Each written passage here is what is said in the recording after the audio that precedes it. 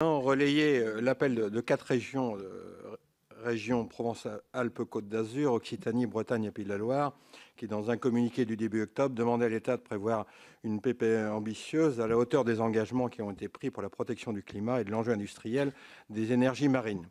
Cela doit passer par le lancement d'appels d'offres d'éolien offshore flottants concomitants et équilibrés sur nos façades Atlantique et Méditerranée.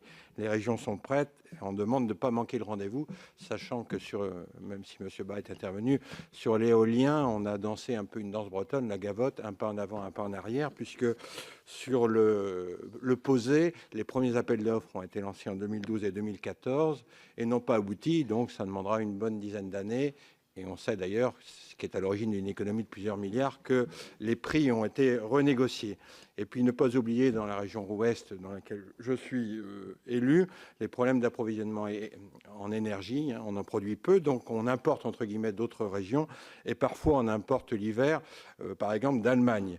Alors on va fermer des centrales thermiques. On était la semaine dernière autour du ministre d'État pour l'avenir de la centrale de Cordemais, rappelant d'ailleurs que à quelques mois des élections européennes, l'Europe s'était fondée sur l'énergie, c'était l'acier et le charbon, et qu'aujourd'hui, effectivement, c'est dommageable que certains pays relancent les énergies fossiles, alors que nous allons vers certainement une production plus vertueuse. En parlant de Cordemais, j'ai entendu des discours optimistes, 15 000 emplois de créés sur l'éolien en mer, 350 000 sur les économies d'énergie.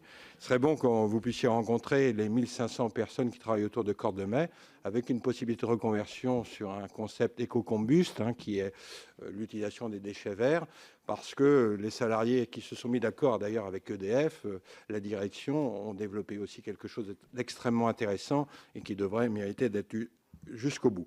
En ce qui concerne M. Boissier de l'ADEME, ce serait souhaitable aussi qu'on rencontre nos concitoyens en ce moment qui sont sensibles au pouvoir d'achat, parce que quand on leur dit si vous payez trop cher de gasoil, changez de véhicule, si vous payez trop cher de fioul, faites de l'isolation, comme ça a été dit par l'orateur précédent. Souvent les gens nous disent d'abord crédit d'impôt, on n'en paye pas ou peu et on n'a pas les premiers euros pour investir. Ce qui me fait dire d'ailleurs qu'au niveau programmatique, on est passé quand même en quelques décennies du tout nucléaire au tout photovoltaïque, où il y avait un effet d'aubaine financier avant tout, aujourd'hui au tout éolien, et je pense que ça manque beaucoup de pragmatisme et que le bouquet énergétique est plutôt aujourd'hui un concept intellectuel qu'une réalité. Merci beaucoup.